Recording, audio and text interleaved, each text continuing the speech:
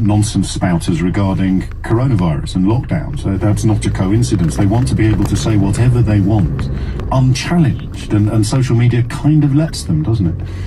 It does, especially as people are allowed to post things anonymously. I mean, I think if we had a rule that you could give your own name, but anybody who spouts stuff on social media would be as accountable as you are for your programme. Yes, but would that make much difference, do you think? I mean, how many people, I mean, the terminology is usually troll, isn't it? How many trolls would disappear if they had to put their own name on there? I mean, at the beginning of Trump's presidency, arguably almost all of them would, but by the end, people were prepared to, record films of themselves talking about how they were going to attack the Capitol. So, chicken and egg, maybe, is it?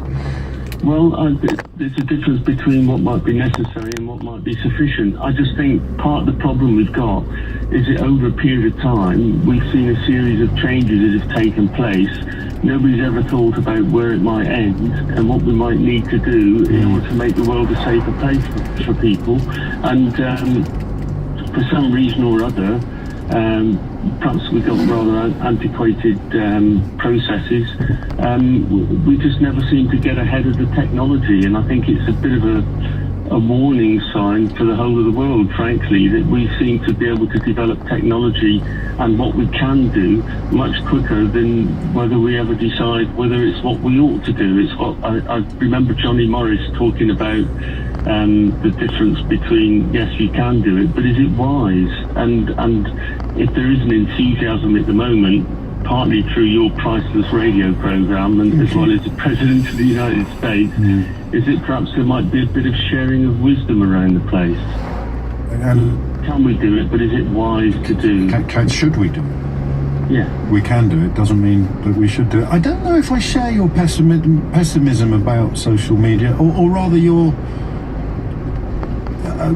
giving it the sort of game-changing status. I guess that, no, it is the gathering points, isn't it? Because I don't do much. I'm only really on Twitter. But the idea that when you look at some of the QAnon chat rooms yesterday that were slowly waking up to the fact that there wasn't going to be a kind of revolution. Donald Trump wasn't going to march onto the inauguration stage with his newly instituted body of laws and military personnel. And watching that fall apart, you find yourself wondering, how could they ever have believed it was going to happen? And the answer is social media. And then, the way that lies can be spread. And there's not a great deal you can do when people tell lies about you. I have one of the particularly nasty sites claiming that my book was a flop. When I think it was just past the 200, my last book, just past the 200,000 sales mark. So that's a trivial example of something that if it wasn't for social media, and I can talk about it because it's a lie about me, if it wasn't for social media, that would just be someone shouting at clouds in the park, wouldn't it? Yeah, that's the point. We have to go back and think, when did these principles begin? Yes. And you might have had 500 people in a hall somewhere being spoken to, and that's not the world that we're in now, any more than the Kalashnikov is at all like the very simple revolver that somebody might have had to protect themselves. I love that parallel. I do. I mean, it might not stand up to further scrutiny off you. Any sort of automatic weapon is the same as it was where it took you 2 minutes to load your musket. I like that a lot. It's 11:46. Nick Ferrari at breakfast, LBC. Education Secretary Gavin Williamson, the last time that you and I had a conversation, it was as recently as last month, and you told me this. We're going to be able to run those self-same exams in 2021. Since then, the exams will not proceed, Secretary of State. Sadly, that is the case. We felt that we had to take that very difficult decision. Why, as recently as last month, were you saying that we would have the exams scheduled? The new variant that's emerged changed so many considerations. We had to make that decision. Nick Ferrari at breakfast, weekday mornings from 7, LBC. It's everything. The roof over your head, the food on the table. If it doesn't work, you don't. If your van or pickup is your business, now is the time to invest in it. The Ford Upgrade and Save promotion. £1,000 upgrade saving, 0% APR representative finance, and 3 months deferred payment on Ford Acquire. It's 3 promotions in one. The Ford Upgrade and Save promotion for business runs until the 31st of March. We're with you on this journey. Ford Commercial Vehicles. Search backbone of Britain. Model exclusions and deposit restrictions may apply. Free post for credit. The Sky Broadband sale is now on. Get super reliable, super fast broadband and anytime calls, all for the super low price of just £25 a month. So everyone can stream shows, get together online and smash that high score. It's now just £25 a month for 18 months plus 19.95 setup. For new and existing customers, hurry to sky.com. Offer ends January 27th. Prices may change during contract. Sky Fibre areas. Speed varies by location. Average download speed 59 megabytes. Speed to hub more at sky.com. At Bupa Dental Care, our New Year's resolution is to help give everyone a healthier, happier smile. And the good news is our practices are open right across the UK to provide a full range of private dental treatments in a safe and welcoming environment. So whatever's been put on pause in recent months, your smile doesn't have to be one of them. Book an appointment today at bupadentalcare.co.uk and get ready to take your smile off pause. A separate COVID-19 safety tariff will apply. As a business owner, there's a lot of uncertainty right now. With the challenges of the pandemic and Brexit, we're all looking for the right financial support to help us find a way. From the bread makers and the risk takers to the B&B owners and the work from homers. The hot-heads and tech-led, break of dawners and midnight oilers, the British Business Bank, backed by UK government, is here to help you find a way. Get started by searching British Business Bank to access financial information that could help your business. Okay, listen up. We're going for a high press, but if their wingbacks start to dominate, revolt to a midfield diamond. Unfortunately, Pension B can't make you football coach confident, but we can transfer most old pensions together into one simple online plan, so all your retirement savings are invested in one place for easy management. I said midfield diamond! Pete, they're only 5. Be pension confident. Download the app or visit pensionb.com to sign up. Authorised and regulated by the Financial Conduct Authority. Capital at risk. Leading Britain's conversation. LBC with James O'Brien. 10 minutes to 12 is the time. The flooding situation in parts of Wales and the northwest is obviously deadly serious, and the Midlands, of course. The town around the corner from where I grew up, Bewdley, always features in flood stories. Boris Johnson is visiting areas in the northwest, to which I suspect the popular response will be, haven't they suffered enough? And speaking of suffering, I have to issue an apology to Mike Graham.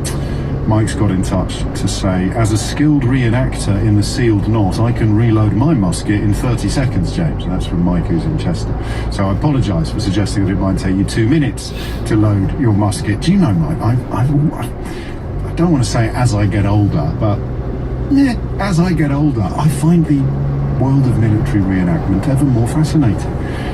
Taken up geocaching recently. I mean, it's better than having an affair with your secretary and buying a Lamborghini, isn't it? If your middle life crisis stretches to geocaching and military reenactments, I suspect that you know the Civil War were quite popular when I was at prep school, and we used to go to a couple. But you know, we were at prep school, so we just used to use the opportunity to try and sneak cider down our necks and eat food that hadn't come from the school kitchens, which largely rendered it edible.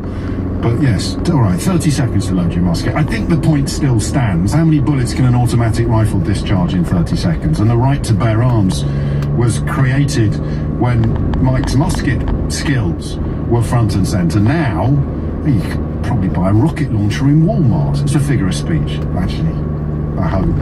11:51 is the time. Back to the lessons we have learned from the last 4 years, or, of course, the biggest lesson we've learned. People loved it. And they probably still do. They'll go quiet for a while, but they will still cling to the idea that because they were born in a certain place or with a certain skin colour or at a certain time, then they are better than you. And if they end up owning a newspaper or a television station, then they'll end up persuading you to punch yourself in the face every 4 years. That's just how it works. It's not even an opinion anymore. It's just a historical fact. Paul's in Croydon. Paul, what would you like to say? James, happy belated New Year's, mate. Oh, thank you. Croydon is belated. I'm very well indeed. I've had a birthday since then, if we're going to get technical about it.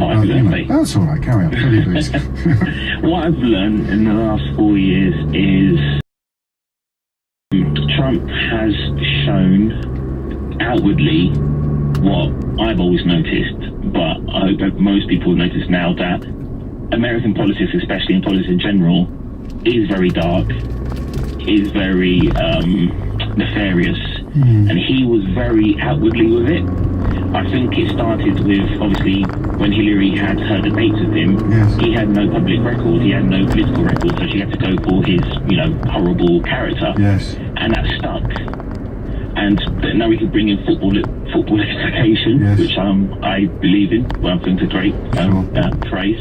And I'm a football fan, so I've been analysing this when there's been no football. I've enjoyed political shenanigans going on, and I can see that CNN, going to same with America, CNN and Fox News, they're so partisan. They love to over-report or under-report. They stoke things up. By the way, I'm anti-Trump. No, I appreciate that. I don't know enough. I've got to be honest with you, because I mean, obviously one sees clips of Fox News. When you say partisan in the context of CNN, what are you saying that I wouldn't just file under anti-racist? Very, very, very justified anger with George Floyd. Riots ensued. Read any sociological book. That's a normal human emotion. Yes. But it was like kind of downplayed a lot. To one point, Don Lemon and Chris Cuomo, who I do like, were like, oh, show me a riot that's not angry. But at the same time, only local news would report that a lot of black businesses were being smashed up. Do you know what I mean? So no, I don't. I honestly don't. I'm not being obtuse, but party. So how would you have rather it was reported? We, if I can say, like this, me personally, centre-left, left-wing, liberal, should always have the moral high ground. I might be naive, but I think we should try. Yes. And that way we will never have any sort of vacuums where misinformation can come in, because for example, like going back to Hillary, she had to go for his Trump's I just want to be clear, I'm not badgering the witness. So you think that CNN downplayed some of the violence on Black Lives Matter protests?